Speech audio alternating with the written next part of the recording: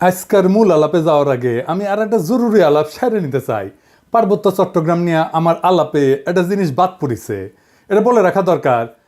যারা আগে দেখেন না ভিডিওটা দেখতে পারেন, এইখানে আমি মোটা দাগে আলোচনা করছি কিভাবে পার্বত্য চট্টগ্রাম সমস্যার সমাধানের পথে আগানি যায়। আসার কথা, আমি পাহাড় এবং সমতল সব জায়গা থেকে অভাবনীয় সাড়া পাইছি। তার মানে সারা দেশের মানুষের কাছে গ্রহণযোগ্য এমন সমাধানও আছে। যে ইস্যুটা বাদ পড়ে গেছিল সেটা নিয়ে আলাপ শুরু করি, তাইলে ভুলে যাই, বয়স হতেছে তো তাই। আসেন আল্লাহ নামে শুরু করি। একটা দেশ একটা অঞ্চল নিয়ে কি রাজনৈতিক অবস্থান নেয় সেটা তার সিদ্ধান্ত থেকে বোঝা যায়, তার আচরণ থেকে বোঝা যায়।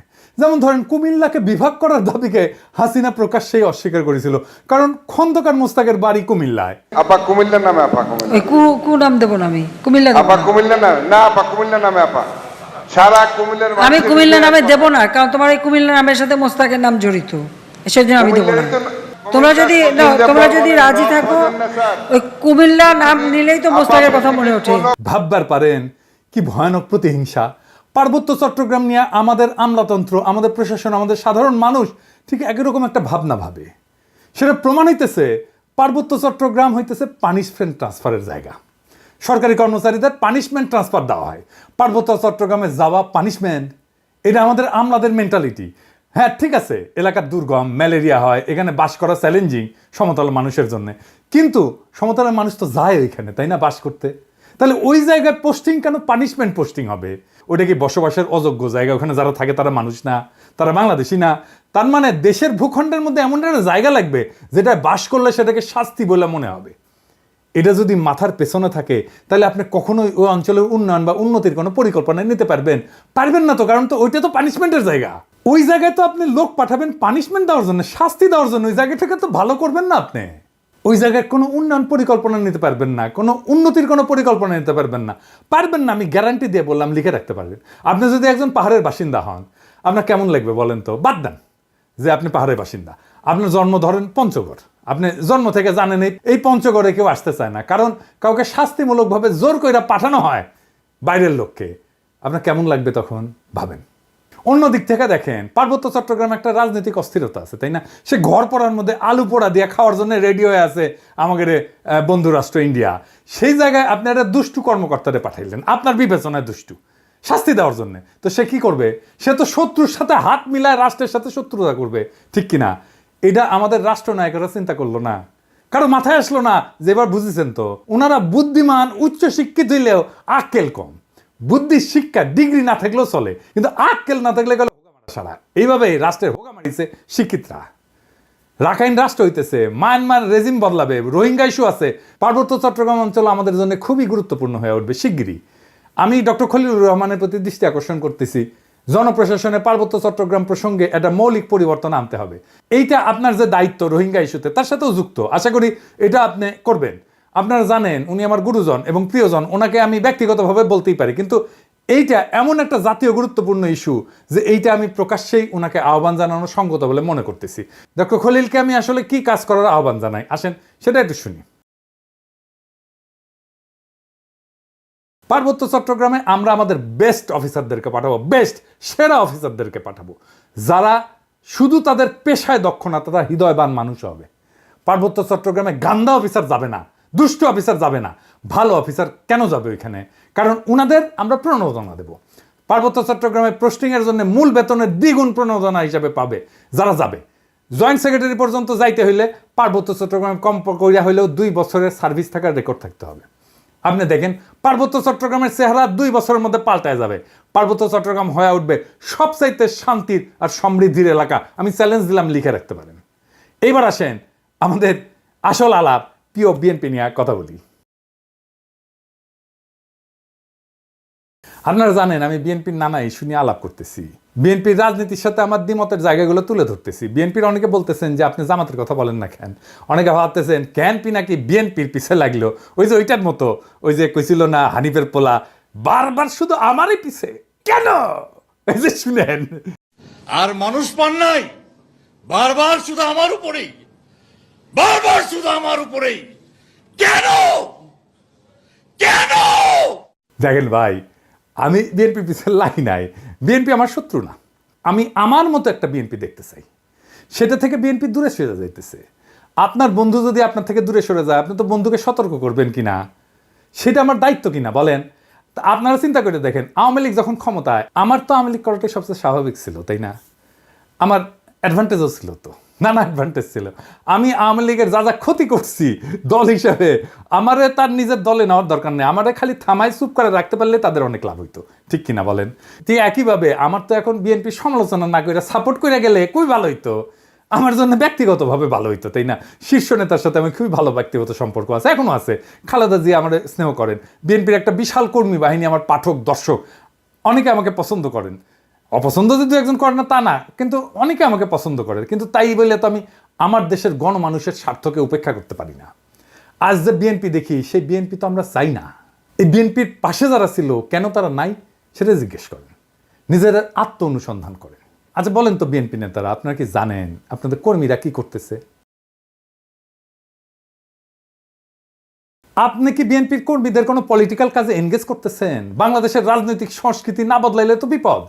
আপনাদের রাজনৈতিক কর্মসূচি কি? মাঝে মাঝে কর্মীদের নিয়ে মিটিং করা, মিছিল করা, কালে ভদ্রে জনসভা করা, নিয়মিত টকশোতে যাওয়া, ফেসবুক গুতানো, আর দলের বিরুদ্ধে কেউ কিছু করলে দল বেঁধে ঝাঁপে পড়া। এই তো বেশিরভাগের কাছে রাজনীতি করাটা পেশা।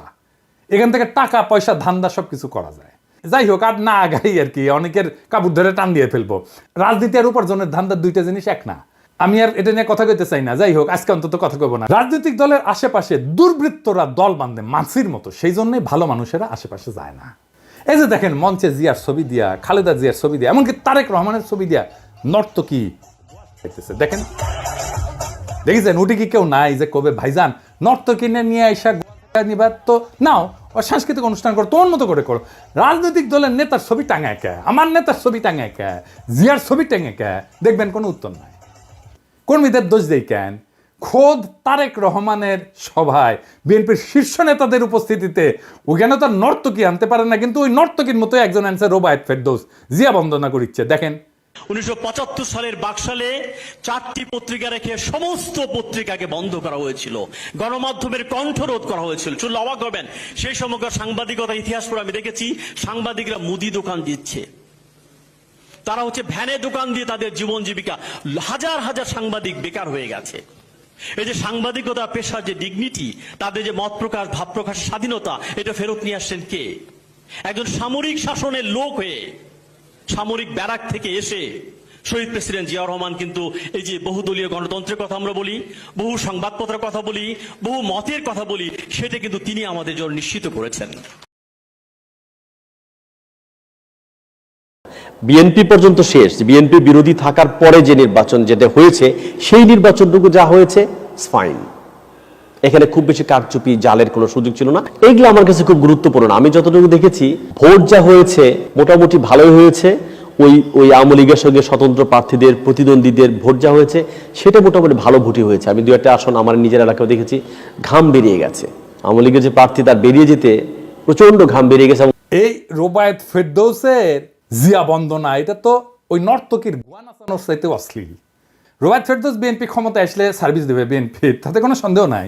হ্যাঁ, কিন্তু বিএনপির কেন এরকম একজন লুম্পেন ইন্টেলেকচুয়ালকে মঞ্চে জায়গা দিতে হয়, এইখানেই সংকটটা, বুঝছাও? আবার দেখেন, এই যে মোয়াজ্জেম হোসেন আলাল, অত্যন্ত শ্রদ্ধাভাজন রাজনৈতিক ব্যক্তিত্ব, আমি অত্যন্ত পছন্দ করি উনাকে। উনি কইতেছেন জয় বাংলা আওয়ামী লীগের স্লোগান না, মুক্তিযোদ্ধাদের স্লোগান। তার মানে বিএনপি জয় বাংলা স্লোগান দিবে মুক্তিযুদ্ধের নামে। তাছাড়া জয় বাংলা স্লোগানকে ডিফেন্ড করতে আসে কেন আলাল ভাই? বলেন তো, উনি তো ছোটখাটো নেতা না। এইবার দেখেন, ওই যে ফজলুর রহমান, ওর যে মারিছিলাম, ঝাড়িয়ে দিছিলাম না, ওই মালটা কলে থামেনি, বুঝেছেন? আসেন ফজলুর রহমানকে দেখে, খালেদা জিয়ার উপদেষ্টা ফজলুর রহমান ওয়াজের বিরুদ্ধে বক্তব্য দিতেছে, শুনেন। কোন দেশে এইভাবে মাইক লাগায় সারা রাত শুধু রাজনৈতিক বক্তৃতা হয়, যার নাম কয় ইসলাম? এটা তো একটা ওয়ারান দেশ পাইছে, যা ইচ্ছা তা বলতেছে মৌলানা মৌলবীরা, এবং হেলিকপ্টারে যাইতেছে, গাড়িতে যাইতেছে, লাখ লাখ টাকা নিতেছে। এটা তো একটা ব্যবসা বাণিজ্যের ব্যাপার। এবং এরা তো দুনিয়ার সমস্ত কালচার শেষ করে, বাঙালির যে কালচার, শিক্ষা, সংস্কৃতি, নাটক, যাত্রা, গান, বাউল, মাজার সব শেষ করে দিতেছে তারা। কি চায় তারা? এই দেশে কিছু থাকবে না। সমস্ত বাগানে তার কণ্ঠে তো সেই নাস্তিকদের প্রতিধ্বনি, তার কণ্ঠে তো সেই বামেদের প্রতিধ্বনি, সেই ফেরাউন নমরুদের প্রতিধ্বনি। এইসব হইতেছে কি চারিদিকে, কি হইতেছে? দেখে মনে হইতেছে না যে আওয়ামী লীগ আমলে যা যা শুনতেন, যা যা শুনতেছিলেন, এখন বিএনপি সেটাই করিচ্ছে। শুধু বিএনপি মাইক বাজায়, ওই যে সোহরাওয়ার্দীর বডিগার্ডের ভাষণ না বাজাইতে শুরু করে। এটাই তো আমার চিন্তা এখন। এই ফজলুর রহমান তো খালেদা জিয়ার উপদেষ্টা, সে খালেদা জিয়াকে কি উপদেশ দিবে, কি করাই নিবে খালেদা জিয়াকে উপদেশ দিয়া, সেটা কে আল্লাহ জানে। আপনি এখন কইবেন খালেদা জিয়াকে কইলেই শুনবেন উনি? আপনাদের একটা জিনিস জানায় রাখি, উনি খুবই ডেমোক্রেটিক লিডার। ওনার আশেপাশে দায়িত্বশীলদের পরামর্শ উনি শোনেন এবং সে অনুযায়ী কাজ করেন। উনি বোঝেনও যদি যে কাজটা করা উচিত না, তারপরে উনি করেন। এটা খালেদা জিয়ার লিডারশিপ কোয়ালিটির এটা একটা গুরুত্বপূর্ণ দিক, যে উনি ডেমোক্রেটিক্যালি সিদ্ধান্ত, ওনার নিজের সিদ্ধান্ত যদি এটার বিরুদ্ধেও হয়, তারপরেও দলের লোকেরা, অন্যান্য দায়িত্বশীলরা যেটা বলবে সেটাই উনি করবেন। এই প্রসঙ্গে একটা ঘটনার কথা উল্লেখ করি, যা আমি ওই ঘটনায় যুক্ত একজনের কাছ থেকে শুনছি। বলে না হর্সেস মাউথ।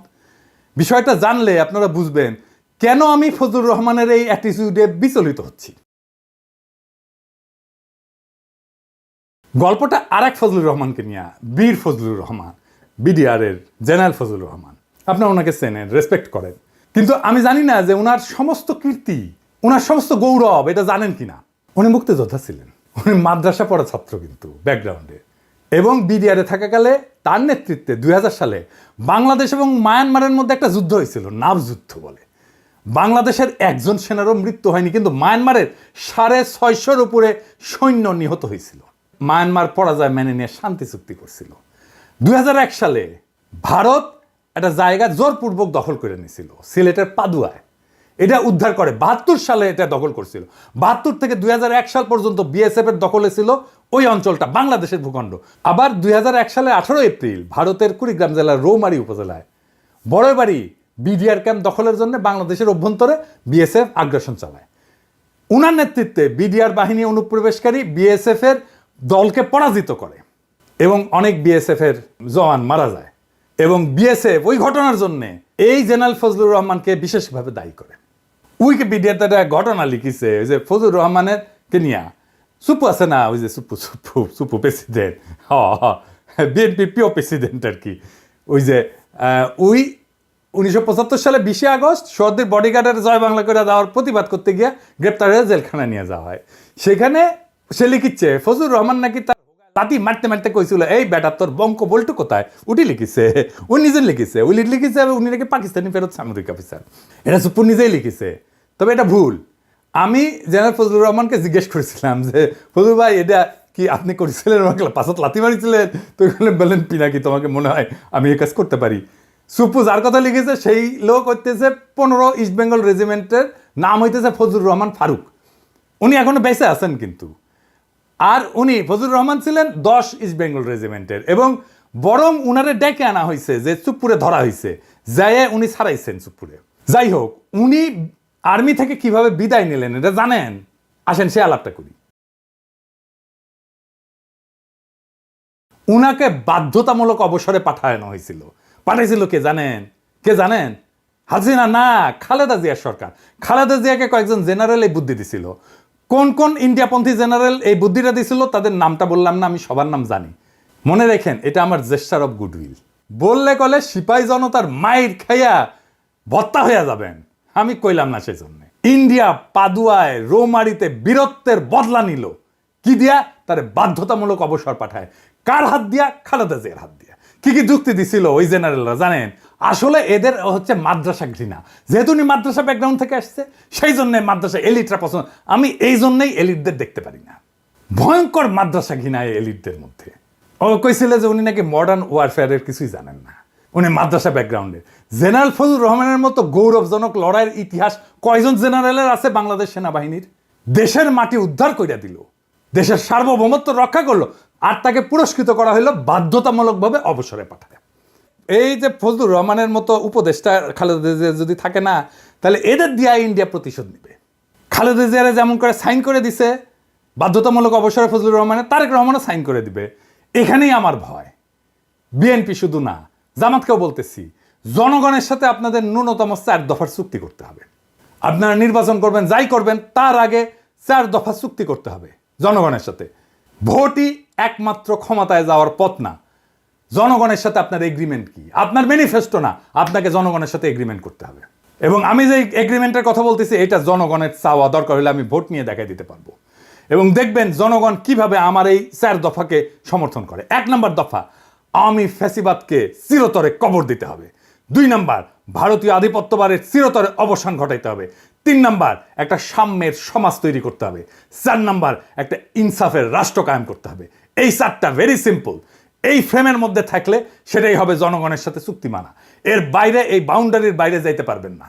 কথা ক্লিয়ার? আমাদের ঠেকানোর চেষ্টা করতে পারেন, আমরা সর্বশক্তি দিয়ে আমরা বাধা দেওয়ার চেষ্টা করব।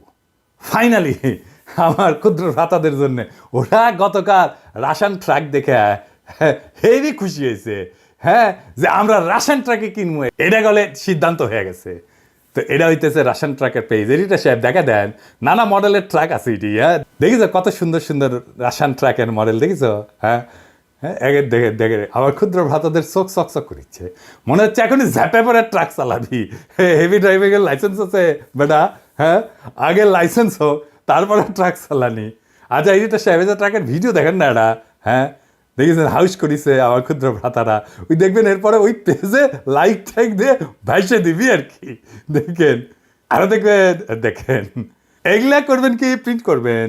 প্রিন্ট করে হাঙ্গারে বিএনপির ভাই করে দেখা করবেন যে টেম্পু স্ট্যান্ড নিয়ে ঝগড়া করে লাভ কি, পিনাকি দাদা তো টাকা স্ট্যান্ড বানাচ্ছে, ইটি আসো ইটি আসো। আমার ক্ষুদ্র ভ্রাতারা কবে দাদা হইলে কি বুড়া বয়সে মাথা মুথা খারাপ হয়ে গেল কে, এই এত উত্তেজিত কে? ওই যে বিএনপির মঞ্চে হোগা নাচানো আর এই রাশন ট্রাক দুইটাই বেচছে আসলে সেক্স, কিন্তু দুইটার গুণগত তফাৎ আছে। রাজনীতিও ইনকা হোগা নাচানোর সাথে টেম্পু স্ট্যান্ডই আসবে, ওটাই কালচার। ট্রাক চালাবার পারবে না। আগামীর রাজনীতি হচ্ছে রাশন ট্রাক চালানোর রাজনীতি।